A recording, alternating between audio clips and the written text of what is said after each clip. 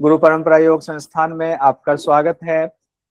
हम लोग महाभारत शांति पर्व पढ़ने जा रहे हैं। कल हम लोगों ने जहाँ कंप्लीट किया था उससे आगे पढ़ेंगे। मेरे पीछे आप स्क्रीन पर देख रहे हैं भीष्म पितामह मृत्यु शैया पर लेटे हुए हैं, वानों की शैया पर। एआई से ये तस्वीर मैंने बनाई है। और यहाँ पर पांडव हैं, भगवान श्री कृष्ण भी हैं, और यहाँ राजधर्म का ज्ञान लेने के लिए आए हुए हैं युधिष्ठिर जी। उपदेश कर रहे हैं भीष्म पितामह। ये है शांति पर्व का मुख्य विषय हमारा। कल हम लोगों ने 13 दोष की चर्चा देखा हुआ था। 13 दोष कौन से हैं? अच्छा, इसमें एक दोष आया हुआ था मात्सर्य दोष, जो हमने इसमें ऐड नहीं किया हुआ था कि उसका अर्थ क्या होता है। मात्सर्य दोष का पहले अर्थ देख लीजिए। दूसरों की उन्नति, दूसरों के सुख ऐश्वर्य को देख करके जो मन में जलन होती है, ईर्ष्या होती है, उसी को मात्सर्य दोष कहा गया है। हमने होमवर्क में ये सब आप लोगों को दिया हुआ था कंप्लीट करने के लिए, सारा आपके नोट्स में है। जो समझ में ना आए, कई लोगों को एक संशय हो रही है कि जो होमवर्क हम बना रहे हैं हमारा सही है या नहीं। अगर एग्जैक्ट नहीं है, मन में कोई संशय है, तो मुझे उस नंबर वो लिख करके भेजिए। ये वाला नंबर आप एक बार क्रॉस चेक कर लेना। सरसरी निगाह में मारता हूँ, लेकिन हो सकता है कुछ मिस हो जाए। लेकिन जब आप नंबर लिख करके भेजोगे, 8वां 9वां नंबर जो मैंने लिखा है क्या वो सही है, एक बार जरूर से देखना, तो मैं उसको स्पेशली फिर उस पर नजर मारूंगा। तो ये ध्यान रखना एक बार, तो आपका पूरा परफेक्ट हो जाएगा। वैसे तो मैं स्टेप टू स्टेप देता जा रहा हूँ, दिक्कत नहीं होगी। हाँ, अब आते हैं हम लोग मोक्ष धर्म पर्व में। मोक्ष धर्म पर्व में बहुत सारी इंपॉर्टेंट चीजें हैं। यहाँ से जो इंपॉर्टेंट चीजें हैं उसको हम लोग आज देखेंगे। हृदय के राग आदि दोषों को दूर करके योग में सहायता पहुंचाने वाले अब 12 योगों का हम लोग वर्णन देखने वाले। 12 योग कौन से हैं? उसके बाद ध्यान योग का अभ्यास कहा गया करना चाहिए। पहले 12 योगों का आश्रय लेना चाहिए, फिर ध्यान योग का अभ्यास करना चाहिए, क्योंकि योग से संबंधित विषय है हमारा। और उसमें अगर शांति पर्व में योग से संबंधित कोई चीज आती है तो इम्पोर्टेंट अपने आप हो जाता है। 12 योग कौन सा है देखिए। देश कर्म अनुराग, अर्थ उपाय अपाय, निश्चय चक्षुष आहार, संहार मन और दर्शन। संहार मन और दर्शन सब में योग योग लगा दीजिए। देश योग, कर्म योग, अनुराग योग, ये जो 12 योग हैं, पहले इसकी साधना करनी है, फिर ध्यान योग पर पहुंचेंगे। तो 12 योग में देखिए, पहला है देश योग। देश योग का अर्थ है कि आप अपनी जो साधना करेंगे, तो उसके लिए जैसे हम हठ प्रदीपिका, गहन संगीता, हठ रत्नावली ये सब पढ़ते हैं, उसमें भी पहले देश की चर्चा है। तो कोई देश चुनिए, एकांत पवित्र स्थान को चुनिए। फिर कर्म योग है, उपयुक्त कर्म, उचित समय तक सोना जागना, सारी चीजें इसमें आ जाता है कर्म योग में। कर्म योग में सब वेद विहित कर्म करना है, समय पर सोना, खाना पीना, जागना, सारी चर्चा उसमें है। फिर है तीसरा अनुराग योग। अनुराग किसमें अनुराग होना चाहिए? तो परमात्मा में अनुराग होना चाहिए।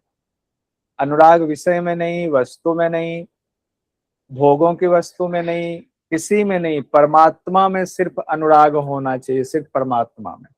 फिर कहा गया अर्थ योग। अर्थ योग यानी पैसा रुपया पैसा। आज के युग में रुपया पैसा है, पहले के जमाने में रुपया पैसा नहीं होता था, तो लोग क्या करते थे? सुख सुविधाओं की चीजों को, अन्न को जमा करते थे, पशु को जमा करते थे, सोना चांदी जो द्रव्य होते थे उसको जमा करते थे। कहा गया आवश्यक वस्तुओं का ही संग्रह कीजिए, आवश्यक वस्तुओं तक ही सीमित रहिए। फिर उपाय योग की चर्चा आई हुई है।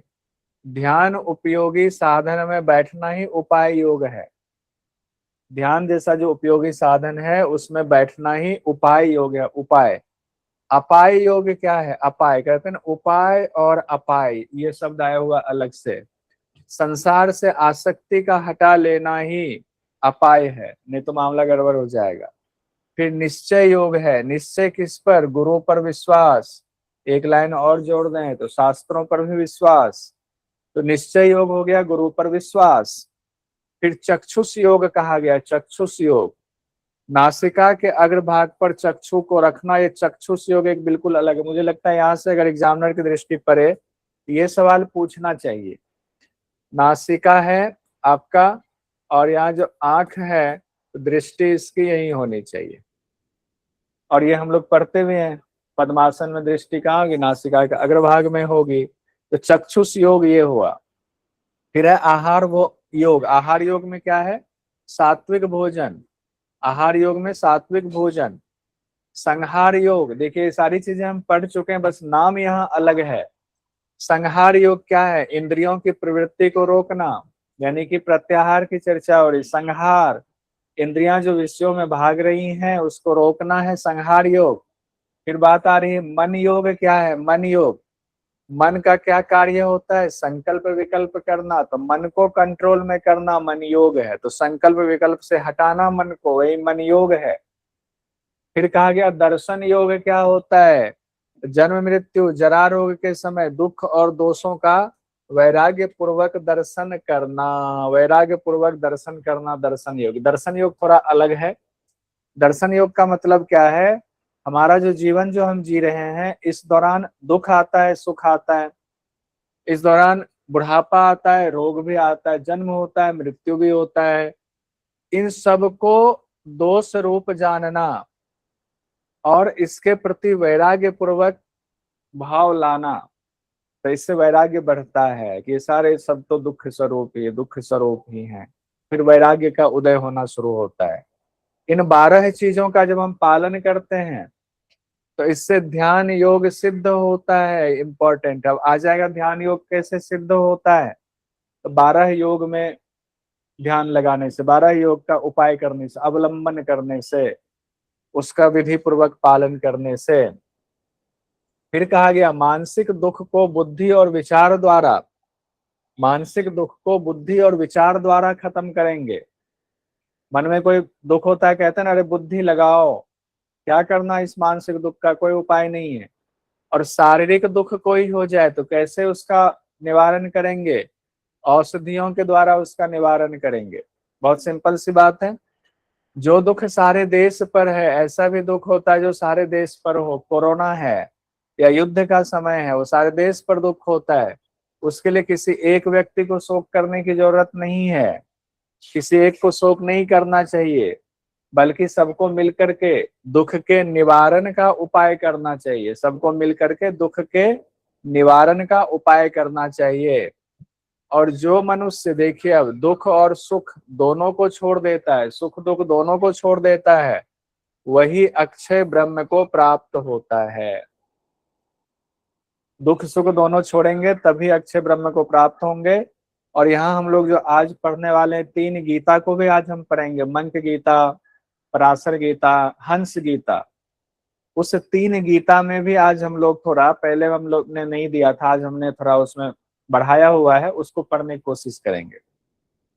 उसमें ब्रह्म प्राप्ति के लिए क्या बात कही गई है वो देखेंगे। तो सुख दुख को छोड़ दिया तभी अक्षय ब्रह्म को प्राप्त होगा। समस्त इंद्रियों को जब आप रोकते हैं और संकल्प मात्र से मन में स्थित होकर के उन सब को हृदय में एकाग्र कर लेते हैं।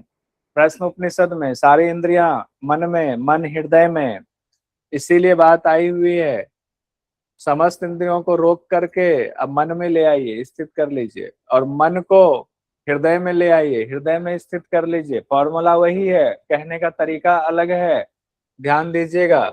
एकत्र करके साधक उससे भी परे विद्यमान परमात्मा को प्राप्त कर लेता है। जब हृदय में गए तो हृदय में जाने के बाद उससे जो परे परमात्मा है, आत्मा से भी परे, उनका ध्यान कीजिए, फिर उनको प्राप्त कर पाएंगे। लेकिन ये विधि विधान करने पर ही होगा। फिर बात आती है प्राणी क्या है। प्राणी यानी कि अब देखिए प्राणी नाम से किसको कहा गया, पुरुष, प्रकृति, बुद्धि, 5 विषय, 10 इंद्रियां, अहंकार, मन और पंच महाभूत, ये जो 25 तत्वों का समूह है, यही प्राणी नाम से जाना जाता है। 25 तत्व जो सांख्य दर्शन में हमने पढ़ा हुआ है, वहां भी यही बात है। वहां भी पुरुष है, वहां भी प्रकृति है, बुद्धि है, 5 विषय है, 10 इंद्रियां हैं, अहंकार है, मन है, पंच महाभूत है। भले ही सीक्वेंस थोड़ा सा अलग है, लेकिन वही 25 तत्व है जो हम लोगों ने 25 तत्व सांख्य दर्शन में पढ़ा हुआ था, वही 25 तत्व यहाँ भी है। उसी को प्राणी नाम दिया गया है। अगर पूछ दे प्राणी किसको कहा गया है महाभारत के अनुसार, तो यही है। मोक्ष धर्म पर्व में ही, मोक्ष धर्म पर्व का मतलब ये मत समझिएगा कि शांति पर्व से अलग चले गए। मोक्ष धर्म पर्व मतलब ये उप पर्व है जो शांति पर्व का एक पर्व है। शांति पर्व में 3 उप पर्व हैं, वो आपको याद रहना चाहिए, बाकी छोड़ दीजिए लेकिन उसका याद रहना चाहिए। शांति पर्व के 3 उप पर्व, उसमें से एक मोक्ष धर्म उप पर्व है, लेकिन कहा जाता है मोक्ष धर्म पर्व ही। मोक्ष धर्म पर्व में पंच महाभूत का भी वर्णन है, सुंदर वर्णन, ये चूंकि सब लोग जानते ही होंगे।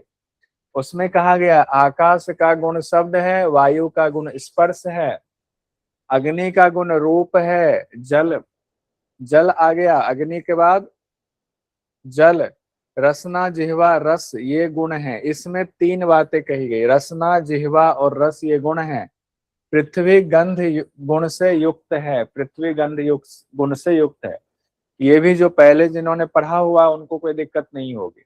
और ये बहुत कॉमन चीज है जो हर वैसे भी लेवल 1 के बच्चे को भी ये आना चाहिए कि 5 महाभूत और उनसे जुड़े हुए जो तन्मात्रा है जिसको गुण कहा गया है वो आपको पता होना ही चाहिए।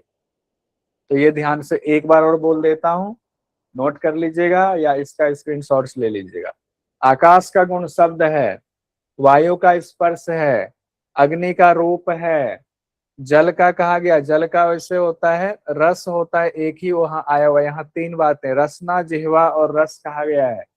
पृथ्वी का गंध है, पृथ्वी का गंध है, ये आ गया आपका पंच महाभूत और उसके गुण, तन्मात्रा से संबंध।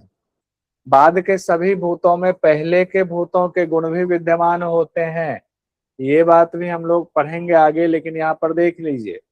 जैसे आकाश पहले आया, उसके बाद वायु, उसके बाद अग्नि, उसके बाद जल, उसके बाद पृथ्वी। तो आकाश के गुण शब्द हैं तो वायु के स्पर्श हैं, तो स्पर्श प्लस शब्द इसमें इंक्लूड ही रहेगा, क्योंकि आकाश से वायु की उत्पत्ति हुई है, तो जिससे उत्पत्ति हुई तो अपने पिता का गुण लेकर के रहेगा।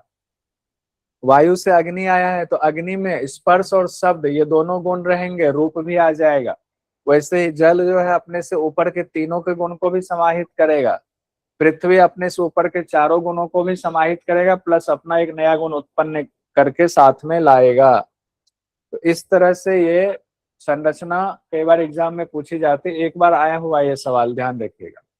अब मुनि लोग कहते हैं 5 भूतों की संतान अविद्या काम और कर्म है। 5 भूतों की संतान कौन है, ये इंपॉर्टेंट है, इसको नोट कीजिए स्पेशल डायरी में। पंच जो महाभूत है उसकी संतान कहा गया अविद्या काम और कर्म को, अविद्या काम और कर्म को। इस तरह ये 8 तत्व हुए, 5 तो महाभूत हो गया, 3 इसके हो गए संतान, 3 इसके संतान हो गए। अभी तक हम ये जानते थे सांख्य दर्शन के मुताबिक जो पंच महाभूत है उससे किसी चीज की उत्पत्ति नहीं हो रही है, यही जानते थे। वहां तक तो ठीक है सांख्य दर्शन में, यहाँ पर थोड़ी सी बात अलग कही गई है, इसको ध्यान कर लीजिए, थोड़ा कंपेयर करेंगे तो पढ़ने में आसानी होगी। 5 भूतों के संतान और फिर कहा गया 3 उससे चीजें, ये 3 संतान में, ये 3 अविद्या काम और कर्म मिला करके 8 तत्व हो गए, ये अलग कहा गया है। फिर देखिए मन को 9वां तत्व, बुद्धि को 10वां तत्व, ऊपर जो 25 तत्व प्राणी कहा गया उससे अलग एक व्याख्या आपके सामने है। ऊपर 25 तत्व एज इट इज सांख्य के तत्व थे जिसको प्राणी नाम कहा गया, उसके अलावा फिर तत्वों के अलग से व्याख्या हो रही है। मन को 9वां तत्व कहा गया है, 8 के अलावे पंच महाभूत प्लस अविद्या काम और कर्म, ये हो गया 8। मन 9वां, बुद्धि 10वां है। आत्मा को 11वां तत्व कहा गया है, आत्मा को 11वां तत्व कहा गया है। और जीवात्मा को क्षेत्रज्ञ कहा गया, यानी उसी आत्मा को क्षेत्रज्ञ भी कहा गया, जो क्षेत्र को जानता है। शरीर क्षेत्र है, ये भगवद गीता में पढ़ेंगे। और इस शरीर रूपी क्षेत्र को जो जानता है आत्मा, वो क्षेत्रज्ञ है। जो सारे जगत को सभी कलात्मक भावों से संपन्न देखता है, साथ ही अनासक्त कर्म करता है, वह कभी मोह में नहीं पड़ता है। आध्यात्मिक बातें हो गई, कभी मोह में वो नहीं पड़ेगा, सभी कलाओं से संपन्न है। लेकिन कर्म कैसा होना चाहिए, डिजायर लेस कर्म होना चाहिए, अनासक्त उसी के लिए इस्तेमाल किया गया है।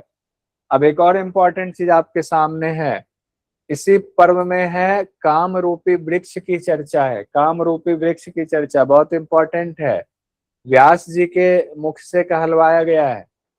मनुष्य की हृदय भूमि में एक बीज पड़ता है, मोह रूपी बीज। हमारे हृदय भूमि में एक मोह रूपी बीज पड़ता है, और उस बीज से वृक्ष उत्पन्न होता है। उस बीज से वृक्ष उत्पन्न होता है जिसका नाम है काम। काम को बड़ा जो है, अभी मंत्र गीता में हम लोग पढ़ेंगे काम के बारे में।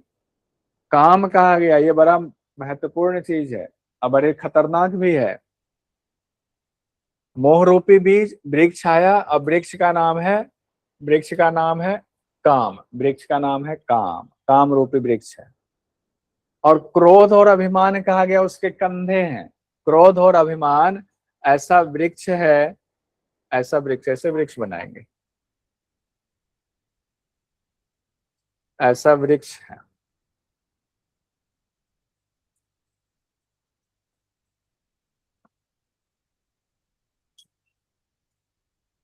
ऐसा वृक्ष हो गया। ये वृक्ष का नाम है काम। ये वृक्ष का नाम है काम। किससे पैदा हुआ है? मोह रूपी बीज से पैदा हुआ है। क्रोध और अभिमान इसके कंधे। मान लीजिए कि एक और इधर जो है टहनियां निकल गई हुई हैं, एक टहनियां निकल गई हुई है, स्कंध मतलब कंधा है। तो एक हो गया क्रोध, क्रोध पर बड़ा जोर दिया गया है इसमें, क्रोध। और दूसरा है अभिमान। क्रोध और अभिमान इसके दो स्कंध हैं, यानी कंधे हैं इस वृक्ष के, काम रूपी वृक्ष के। कुछ करने की इच्छा उस वृक्ष में जल डालने के समान है। अगर हम इसमें जल डाल रहे हैं, जल डाल रहे हैं, जल डाल रहे हैं, जल की बूंदे डाल रहे हैं, जल की बूंदे डाल रहे हैं, तो क्या है? कुछ करने की इच्छा, यानी डिजायर। इसको जल की बूंदों को डिजायर कहा गया है, इच्छा से जोड़ा गया है। अज्ञान उसकी जड़ है। ये जो जड़ है इसको कहा गया है अज्ञान है। ये जड़ ही अज्ञान है, जड़ को अज्ञान कहा गया। प्रमाद ही उस वृक्ष को सिंचित करने वाला जल है। फिर जल के लिए एक और बात कही गई है, प्रमाद कहा गया है। जल को प्रमाद भी कहा गया है। दूसरों के दोष देखना उस वृक्ष का पत्ता है। इस वृक्ष में बहुत सारे पत्तियां भी हैं, पत्तियां। वृक्ष में जो पत्तियां हैं,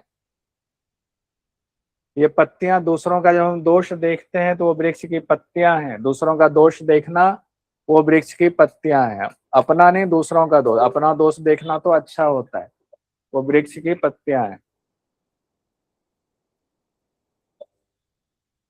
कुछ हो रहा है क्या? ठीक है। पूर्व जन्म के पाप उसके सार भाग हैं। इसका जो सार भाग है पूर्व जन्म का पाप है।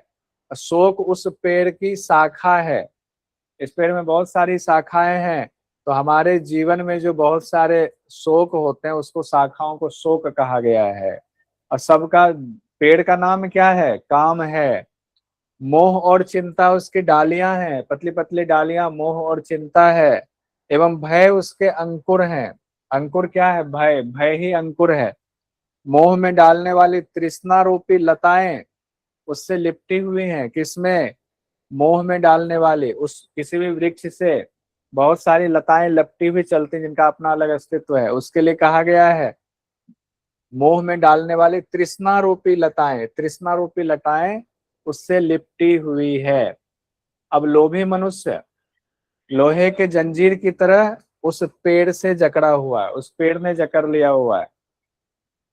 किसको जकड़ा हुआ है? लोभी मनुष्य को। लोभी मनुष्य कौन है? हम सब लोभी मनुष्य हैं।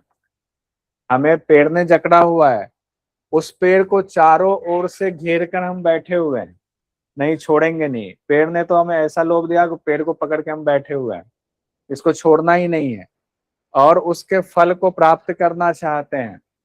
जिसका जिसका फल बहुत खराब है उसके फल को प्राप्त करना चाहते हैं। जो उस वासना के बंधनों को वश में करके, अब मान लीजिए कि वो जो फल है वो सबसे विरक्ति हो जाए, वासना में बांधने वाली जो चीजें उससे विरक्ति हो जाए। और विरक्ति होगा तो कैसे होगा? कहा गया वैराग्य रूप शस्त्र द्वारा उसको काटना पड़ेगा। वो ऐसे नहीं कटेगा, वो पेड़ जिसको पकड़े हुए सूखेगा नहीं। तो वैराग्य रूपी शस्त्र के द्वारा उसको काटना पड़ेगा, उस काम वृक्ष को काटना पड़ेगा। और जब आप काट देते हैं तो आप जरा और मृत्यु दोनों दुखों से पार पा जाते हैं, जरा और मृत्यु इन दोनों दुखों से पार हो जाते हैं। लेकिन मूर्ख मनुष्य को वो वृक्ष वैसे ही मार डालता है।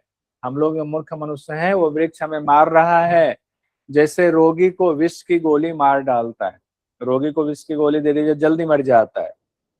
लेकिन विद्वान पुरुष क्या करते हैं, ज्ञान योग के प्रसाद से, यानी विवेक ज्ञान, ज्ञान योग के प्रसाद यानी आशीर्वाद से, समता रूप खड्ग से समभाव में जब उसके विचार हो जाते हैं ज्ञान योग के द्वारा, यानी विवेक ज्ञान के द्वारा उनके विचार सम हो जाते हैं। सम मतलब हर्ष शोक सब में सम अवस्था में रहते हैं, वो सबके प्रति सम रहते हैं। तो समता रूप खड्ग के द्वारा बलपूर्वक उस वृक्ष को जड़ से काट देते हैं, उस वृक्ष को जड़ से काट डालते हैं। शरीर की सुंदर व्याख्या उसके बाद की गई है। क्या सुंदर व्याख्या है, शरीर को पुर कहा गया है, उस पुर में रहने वाला पुरुष है, इसीलिए पुरुष कहा जाता है आत्मा को। शरीर को पुर कहा गया है, पुर यानी कि नगर, और उस नगर की रानी है एक, राजा का कॉन्सेप्ट नहीं अभी दिया हुआ है, उस नगर की एक रानी है, उसको बुद्धि कहा गया है। यह ध्यान रखिएगा, बुद्धि उस नगर की रानी है, बुद्धि उस नगर की रानी है। और मन को मंत्री कहा गया है, मन कहा गया मंत्री है, उस रानी का मंत्री कौन है, मन। बुद्धि का मंत्री कौन है, मन है, जो बुद्धि के अर्थ की सिद्धि के लिए उस पर विचार करता रहता है कि रानी महोदया को क्या चाहिए, क्या उन्होंने बोला हुआ है, मन उसी में लगा रहता है। बुद्धि को क्या चाहिए, मन उसी में लगा रहता है। इंद्रियां इस नगर में रहने वाली प्रजा है, इंद्रियों तो प्रजा है, उसको काम में मन ने लगा दिया, उसको काम में लगा दिया, तो इंद्रियां को प्रजा कहा गया है, जो कि मन रूपी मंत्री के अधीन है, मन रूपी मंत्री के अधीन है। वहां दो दोष होते हैं, कहा उस नगरी में, रज और तम को दोष कहा गया है, सत को दोष नहीं कहा गया, ध्यान दीजिएगा, रज और तम को दोष कहा गया। तो ये एक नगरी की व्याख्या भी हो गई। अब धर्म के लक्षण की चर्चा है। धर्म के लक्षण, सदाचार, स्मृति और वेद, ये धर्म के स्वरूप को बताने वाले तीन लक्षण हैं, धर्म के तीन लक्षण। अब ये भी इंपॉर्टेंट है, क्योंकि जब हम याज्ञवल्क्य की स्मृति पढ़ेंगे तो धर्म के बहुत सारे लक्षण पढ़ेंगे, मनोस्मृति में धर्म के 10 लक्षण, उसको भी देखेंगे। शांति पर्व में धर्म के लक्षण तीन हैं, सदाचार, स्मृति और वेद। सदाचार, स्मृति और वेद। कुछ विद्वान अर्थ को भी धर्म का चौथा लक्षण कहते हैं, अर्थ को, वैसे तीन दिया हुआ है। शास्त्रों में धर्म के अनुकूल कार्य करने को ही धर्म कहा जाता है, धर्म के अनुकूल कार्य कीजिए तो धर्म है। अब एक बहुत इंटरेस्टिंग टॉपिक आने वाला है, बहुत आप लोगों ने अभी तथ्य पढ़ लिए हुए हैं, अब एक इंटरेस्टिंग टॉपिक पढ़िए, थोड़ा ज्ञान की बात है। इसमें 3 गीता है, 3 गीता में कौन कौन सा है, मंक गीता, पराशर गीता, हंस गीता। मंक गीता, पराशर गीता, हंस गीता। पहले हम आएंगे मंक गीता को जानने की कोशिश करेंगे। मंक गीता क्या है, किनके किनके बीच इसमें संवाद है। तो पहले देखिए, शांति पर्व के मोक्ष धर्म उपपर्व में 177वां अध्याय है। उस अध्याय में मंक नाम के एक किसान हैं, उनकी चर्चा है, उन्हीं के नाम पर मंक गीता पड़ा हुआ है, उन्हीं के नाम पर मंक गीता पड़ा हुआ है। आइए हम महाभारत के शांति पर्व में मंक गीता को देखने वाले हैं, जिसमें हमने कहा एक किसान है जिनका नाम मंक है। किसान, बहुत पैसे की इनकी इच्छा थी, बहुत पैसा कमाना चाह रहे थे, अलग अलग तरीके, अलग अलग उपाय से। तो इन्होंने बहुत सारा उपाय कर लिया, बहुत सारे पैसे भी खर्च कर लिए, कुछ पैसे से और पैसा कमाए, कुछ हमारी और उन्नति हो जाए, नहीं हो रही थी उन्नति। तो बहुत उपाय के बाद इसके पास जो थोड़ा सा पैसा बचा, उससे इन्होंने 2 बछड़ा खरीदा, 2 बछड़ा खरीदा। कहा चलो अब तो इन बछड़ों से हम कमाई कर लेंगे, अब तो हम अपनी इच्छाएं पूरी करेंगे। 2 बछड़ों को खरीद करके सोचा 2 बछड़ों को पहले ट्रेनिंग दे दें, किसके हल जोतने की ट्रेनिंग। तो दोनों को गर्दन पे बांस वाला वो आता है, लकड़ी का आता है, गांव में हल जो लोग जोतते होंगे या जिन्होंने देखा होगा, दोनों बछड़ों के बांध दिया, कहा चलो आज तुमको ट्रेनिंग दिलाएंगे हल जोतने की। और मंक ऋषि चल दिए। जब वो जा रहे थे तो संजोग से बीच रास्ते पर एक ऊंट बैठा हुआ था। ऊंट बीच रास्ते बीच रोड पे बैठा था। बछड़ा दोनों बेचारे दोनों के कंधे पे पड़ा हुआ है। इसको पालो बोलते हैं, पालो पड़ा हुआ है। अब बछड़ा करे क्या, साइड से ना जाकर के बछड़ा दोनों बीच से चल पड़ा। बीच से जब चल पड़ा तो स्थिति कैसी बनी इनकी, ऐसी बनी कि ऊंट बैठा हुआ है, एक बछड़ा इस तरफ से एक बछड़ा इस तरफ से आ रहा है। इनके बीच में जो डंडा लगा हुआ है, ये डंडा ऊंट की गर्दन में फंस जाता है। ये डंडा ऊंट की गर्दन में फंस जाता है। देखिए कहानी देखिए, ये डंडा ऊंट की गर्दन में फंस जाता है। ऊंट की गर्दन में फंसता है, ऊंट को दर्द होता है। ऊंट को दर्द होता है, तकलीफ होती है, तो ऊंट क्या करता है, ऊंट खड़ा हो जाता है भागने के लिए। ऊंट खड़ा हो जाता है। बछड़े दोनों छोटे छोटे, ऊंट का गर्दन ऊंचा है इसलिए फंस गया। अब ऊंट अगर खड़ा हो जाए तो क्या होगा, बछड़े दोनों लटक जाएंगे उसकी गर्दन में। दोनों बछड़े उनकी गर्दन में लटक गए। ऊंट भागने लगा, बछड़े का गर्दन दब रहा है, गर्दन में रस्सी बंधी हुई है, दोनों बछड़ों का गर्दन दब रहा है। क्या होगा, थोड़ी देर में चलते चलते दोनों की मृत्यु, दोनों बछड़े खत्म। ऐसा ही हुआ। ऊंट उठ के भागने लगा, दोनों बछड़े मंक जो किसान हैं उनके आंखों के सामने जो उनकी बची खुची संपत्ति से जो दो बछड़े खरीदे थे वो भी चले गए। अब मंक जी बैठ गए चुपचाप, क्या करें अब वो विचार करने लगे। अब ये विचार करने लगे बैठ करके कि हे भगवान, ये क्या, ये क्या था। हमने अब तक जो भी पैसा लगाया सबको ये करो वो करो, इच्छाओं को पूर्ण करने में लगे रहे, कुछ भी पूर्ण नहीं हुआ और चाहता ही चला गया। व्याकुल अवस्था में मंक जी अब अपने मन से ही संवाद करने लगे। इनके पास कोई नहीं है संवाद के, गुरु नहीं है, कोई नहीं है, ये अपने मन से ही संवाद कर रहे हैं। जीवन में जो अनुभव हुए उसको याद करने लगे बैठ करके, और अपने मन को ही कहने लगे। अपने मन को क्या कह रहे हैं सो देखते हैं हम लोग। अपने मन को मंक ऋषि कहते हैं। अब ऋषि हो जाएंगे थोड़ी देर में, अभी तक तो साधारण व्यक्ति हैं। कह रहे हैं ओ कामनाओं के दास मन, कामनाओं का दास है तू ये मन, सब प्रकार की चेष्टाओं से निवृत्त हो जा, वैराग्यपूर्ण शांति को धारण कर। हे मन, मन को कह रहा है कि तुमसे बड़ा जो है, तुम बड़ा चंचल हो, अब वैराग्यपूर्ण शांति को धारण करो।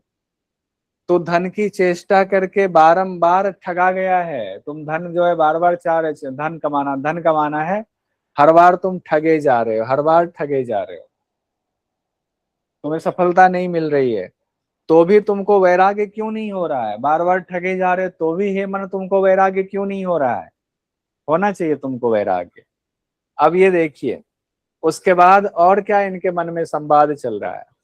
ओ धन की कामनाओं वाले मन, हे मन तुम जो धन की कामना लिए बैठे हो, यदि तुझे मेरा विनाश नहीं करना है और तुम मेरे साथ आनंद पूर्वक रहना चाहते हो, तो व्यर्थ में जो तुम्हारे अंदर लोभ है उस लोभ को त्याग दो। उस लोभ में ना फंसो, ना फंस उस लोभ में। अपने ही मन को कह रहा है आनंद पूर्वक रहना है तो लोभ में क्यों फंसना है। उसके बाद फिर अपने मन से कहते हैं तूने बार बार द्रव्य का संचय करने का संकल्प लिया, बार बार सोचा कि धन बहुत जुड़ जाए और जुड़ जाए, और बार बार वह नष्ट होता चला गया। यानी कई बार इन्होंने कोशिश की थी, अब जो बचा था वो भी खत्म हो गया, वो भी दोनों बछड़े खत्म हो गए। बार बार वो नष्ट होता चला गया। धन की इच्छा रखने वाले मूढ़ मन, हे मूढ़ मन जो धन की इच्छा इतना रख रहा है, क्या तू कभी धन की तृष्णा और चेष्टा का त्याग कर पाएगा कि नहीं कर पाएगा, मुझे बताओ। क्यों तुमने तृष्णा और चेष्टा का त्याग नहीं करते हो, कभी कर पाओगे। उसके बाद इनके मन में विचार आता है, अभी ऐसा लगता है आप आत्मा से बात कर रहे हैं और आत्मा मन से ये सारी बातें कह रहा है। ये मेरी कैसी नादानी है। अब अपने अपने को कोस रहे, ये मेरी कैसी नादानी है कि मैं तेरे हाथ का खिलौना बना हुआ, मन के हाथ का खिलौना बना हुआ। ऐसा कौन कहेगा? जब अंदर से वो आत्मा की आवाज आती है तब ऐसा होता है। तो मंक जी की आत्मा जाग गई है और अपने मन से संवाद चल रहा है। यदि ऐसी बात ना होती कि खिलौना इंसान ना बनता, तो कोई भी समझदार व्यक्ति दूसरे की दास्ता को स्वीकार नहीं करता। हे मन, हम तेरी दास्ता को स्वीकार कर रहे हैं, इसका मतलब है कि हम नादान हैं, तो बेवकूफी हमारी है। तो हम नादान हैं और तुम्हारी दास्ता को स्वीकार कर रहे हैं। फिर कहते हैं पहले के और बाद में होने वाले जो मनुष्य हैं, यानी जो अब तक जो मनुष्य हुए हैं, अब मेरे बाद भी जो मनुष्य होंगे, उन कामनाओं का ही अंत नहीं कर पाते हैं। दिक्कत यही है, कामनाओं का अंत, उनकी डिजायर का अंत नहीं हो पाता है। सबसे बड़ी परेशानी यही है। इसीलिए मैं इस परेशानी से निजात पाना चाहता हूँ, इसीलिए मैं सभी कर्मों का आयोजन त्याग रहा हूँ। सभी कर्मों का आयोजन त्याग करके अब सावधान हो गया हूं, और मैं कुछ नहीं करने वाला, बहुत हो गया। और दुखी होकर के नहीं कर रहे हैं, देखिए उनकी आत्मा जाग गई है। दुखी होकर नहीं कर रहे हैं कि अब तो नहीं करना है, एकदम दुखी रो रहे हैं, ऐसा नहीं है। अरे अरे अब जाग गए हैं कि अरे बाप रे ये क्या हो गया, ये तो हम इनके पीछे भाग रहे हैं, कभी सुख मिल ही नहीं रहा है। अब मैं पूर्णतः जाग गया हूं, अब मैं पूर्णतः जाग गया हूं, पूर्णतः जाग गया हूं। जाग गए तो आत्मा चैतन्य रूप में आ जाएगी। फिर ये कामना से कह रहे हैं, काम से कह रहे हैं, काम से कह रहे हैं, हे काम, तेरा हृदय फौलाद का बना हुआ है। देखिए हम सबके लिए बात हो रही है, सिर्फ इनकी बात नहीं, हम सबके लिए है। हमारी जो कामना है, जो डिजायर है, उसके लिए कह रहे हैं, हे काम, तुम्हारा हृदय फौलाद का है। क्यों फौलाद का है? बहुत कठोर है। क्यों कठोर है? कि सैकड़ों अनर्थ तुमने झेल लिए, इतने अनर्थ पे अनर्थ हो रहा है तुम्हारी कामना की वजह से, तुम्हारी डिजायर की वजह से अनर्थ पे अनर्थ जीवन में होता जाता है।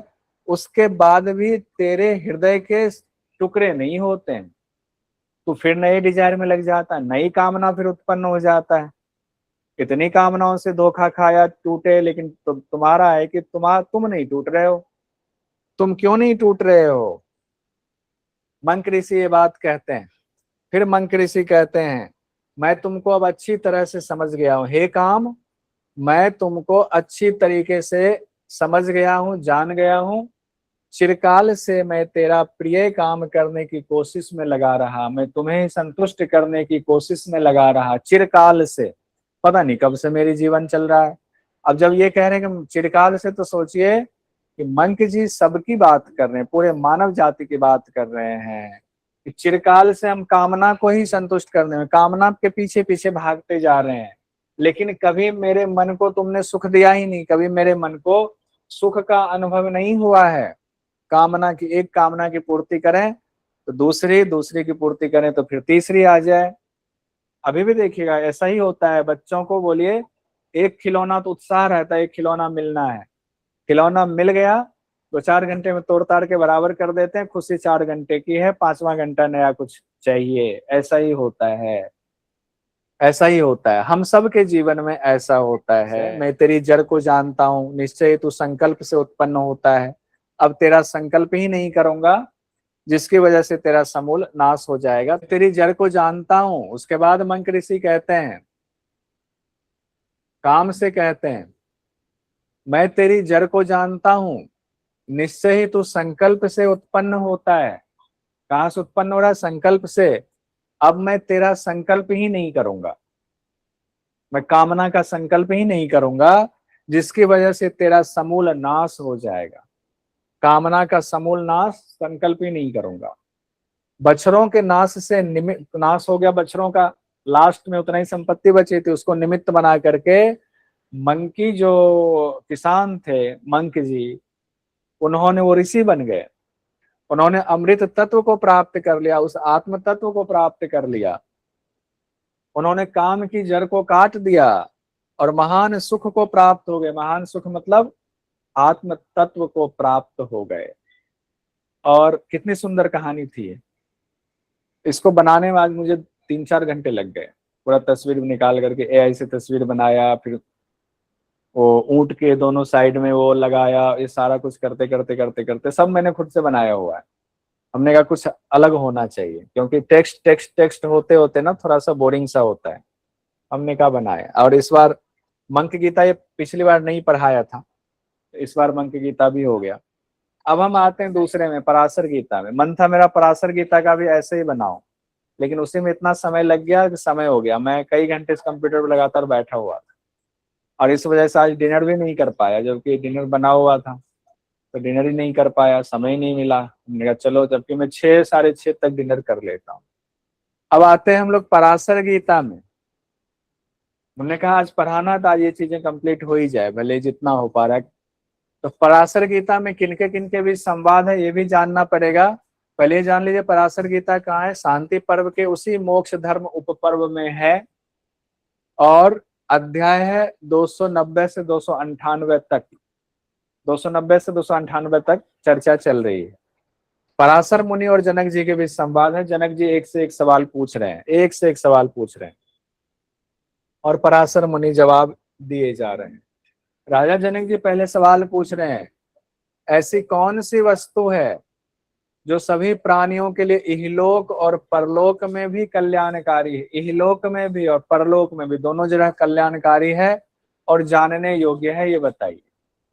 पराशर मुनि कहते हैं, धर्म का विधिवत पालन करना, अनुष्ठान करना, वही इहलोक और परलोक में कल्याणकारी होता है। धर्म का पालन, उससे बढ़कर दूसरा कोई उत्तम साधक नहीं, उत्तम साधन नहीं है उससे बढ़कर के। अब धर्म के पालन का मतलब ये नहीं है कि आसक्ति में लग जाना। आसक्ति के निरोध की चर्चा इन्होंने की हुई है, यानी सब आकर के उसी बात पे टिकते हैं जहां पर मंक ऋषि, जहां भगवद गीता या एक जो इम्पोर्टेंट बिंदु है आसक्ति का नाश, डिजायरलेस होना, वहां कह रहे हैं यहाँ पर पराशर ऋषि। अच्छा, पराशर ऋषि कौन है पहले ये जान लीजिए। पराशर ऋषि को, उस परंपरा को जानना जरूरी है।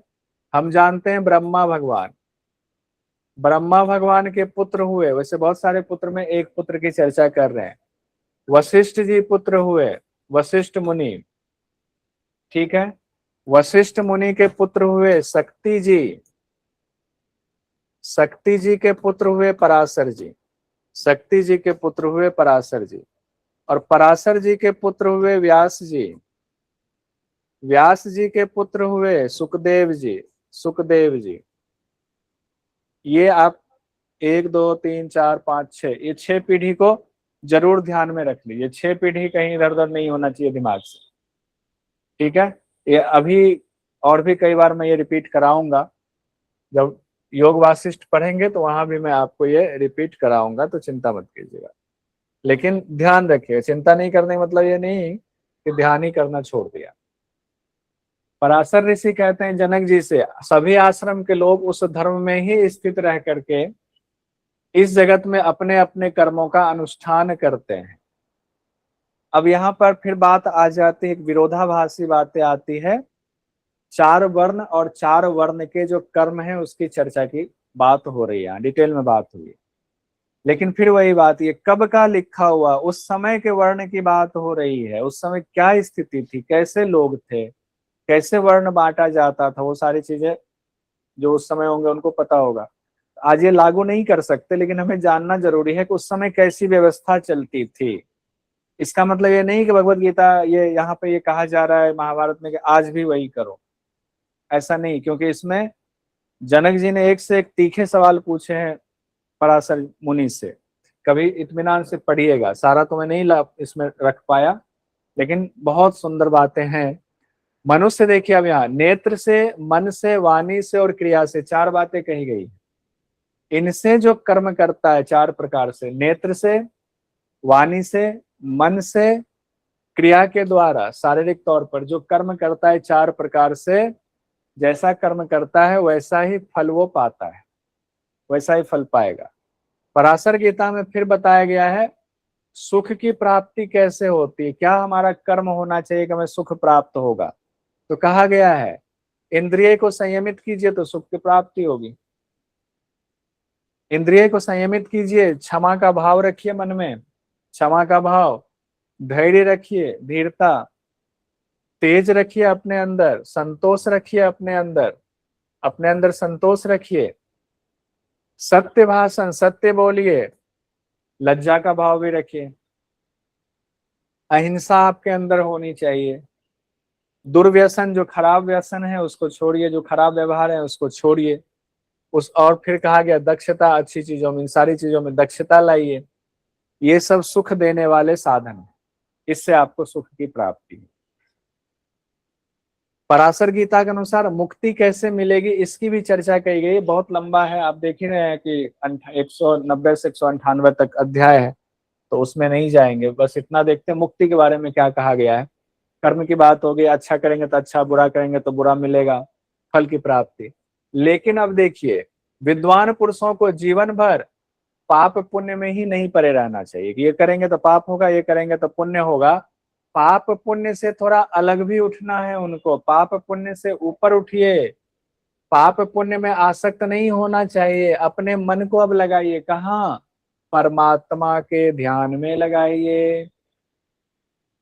पाप पुण्य ठीक है, आप पुण्यात्मा हो गए तो पाप तो नहीं होगा, अनासक्त हो जाइए, लगाइए परमात्मा के ध्यान में अपने चित्त को। यहाँ प्रयत्न करना चाहिए परमात्मा में ध्यान लगाने का।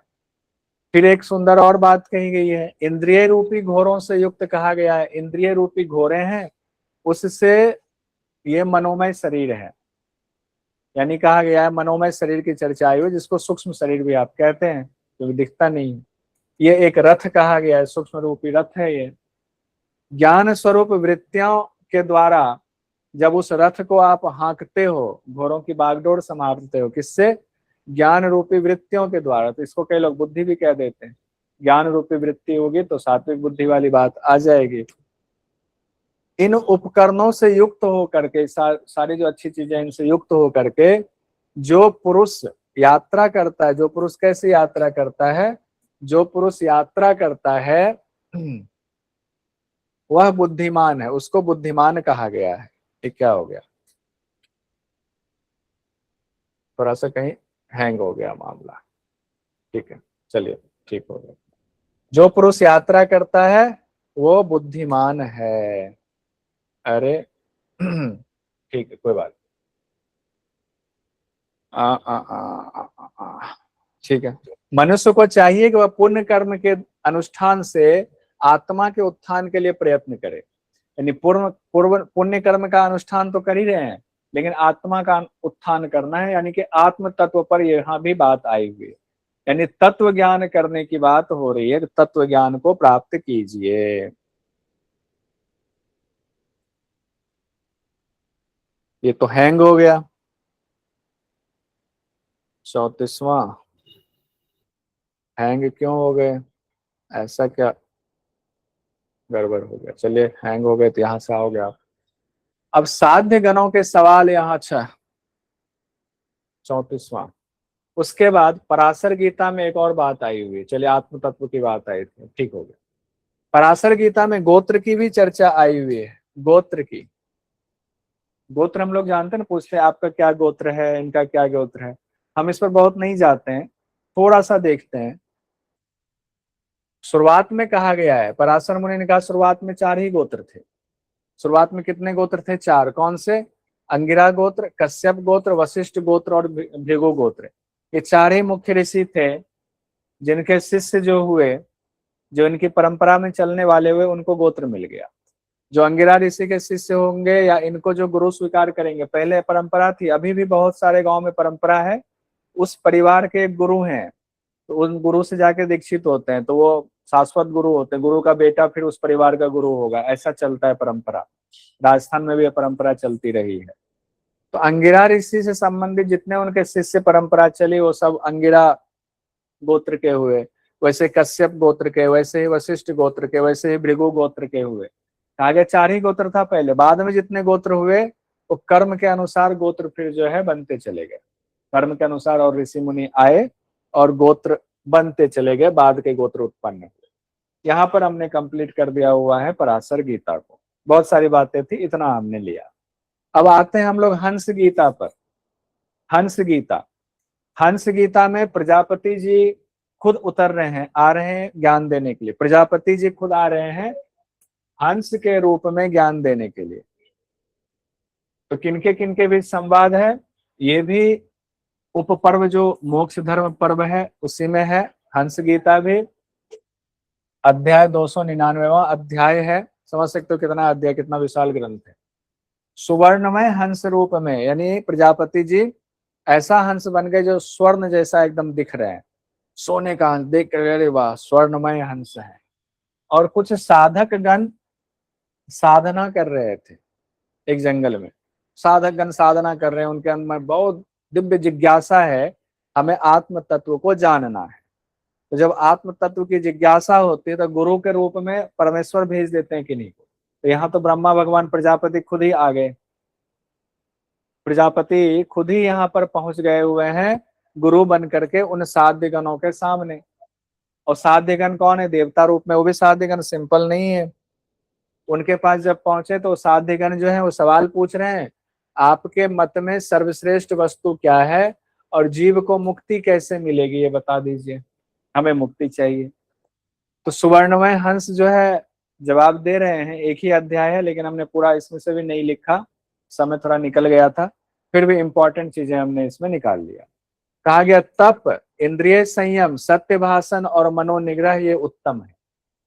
चार चीजों को उत्तम कहा गया। तप को, इंद्रिय संयम, सत्य भाषण और मनोनिग्रह को, इसको उत्तम कहा गया है। हालांकि ये सब शब्द आया हुआ है तो इसके अलावे और भी ऐसी चीजें वो उत्तम साधन है। हृदय की सारी गांठें खोल करके प्रिय और अप्रिय को अपने वश में करके, देखिए यहाँ गूढ़ बातें हैं। हृदय की सारी गांठें खोलनी है, कब खुलेंगी? जब आत्मज्ञान होगा। हृदय के सारे गांठ को खोलिए और चाहे प्रिय हो चाहे अप्रिय हो उसमें सम स्थिति में आ जाइए। उनके लिए ना हर्ष कीजिए ना विषाद कीजिए, सम स्थिति में आने की चर्चा हो रही, ना हर्ष ना विषाद करना है। फिर सुवर्णमय रूपी हंस प्रजापति कहते हैं वेद अध्ययन का सार सत्य भाषण है। ये 3 लाइन बहुत इंपॉर्टेंट है। वेद अध्ययन का सार क्या है? सत्य भाषण। सत्य भाषण का सार क्या है? इंद्रिय संयम। यानी कि सत्य भाषण तो दे दिया कि नहीं नहीं नेहा जी आपको हमेशा सत्य बोलना चाहिए और हम खुद झूठ बोल रहे हैं, ऐसा नहीं, भाषण नहीं। सत्य भाषण का सार इंद्रिय संयम है, खुद में भी होना चाहिए। और इंद्रिय संयम का सार क्या है? मोक्ष है। मोक्ष पे आ गए, बात यहाँ पर खत्म। तो ये 3 लाइन ध्यान रखिए। इंद्रिय संयम का फल मोक्ष है, यही संपूर्ण शास्त्रों का उपदेश है। अच्छा, इसी में क्रोध की बहुत व्याख्या की है। क्रोध को बहुत खराब बताया गया। क्रोध क्रोध क्रोध कहा गया, क्रोध तो बहुत खतरनाक चीज। फिर यहाँ पर प्रजापति कह रहे हैं, हंस रूपी प्रजापति, जो वाणी का वेग, किनको मोक्ष मिल गया, किनको माना जाए कि ब्रह्मवेत्ता है, मोक्ष मिल गया, कैसे पता चलेगा? यानी लक्षण बता रहे हैं। जो वाणी का वेग, वाणी का वेग मतलब मुंह से कुछ निकलने की इच्छा हो रही है या किसी ने कुछ कह दिया, उसको जिसने बर्दाश्त कर लिया। जिन्होंने मन के वेग को बर्दाश्त कर लिया, मन में बहुत सारे उफान उठते हैं, उसको कंट्रोल में कर लिया। जिसने क्रोध के वेग को कंट्रोल में कर लिया, जिन्होंने तृष्णा के वेग को कंट्रोल में कर लिया, तृष्णा होते ना, डिजायर डिजायर, तृष्णा के वेग को कंट्रोल में कर लिया। जिसने पेट की भूख को कंट्रोल में कर लिया, पेट के वेग को।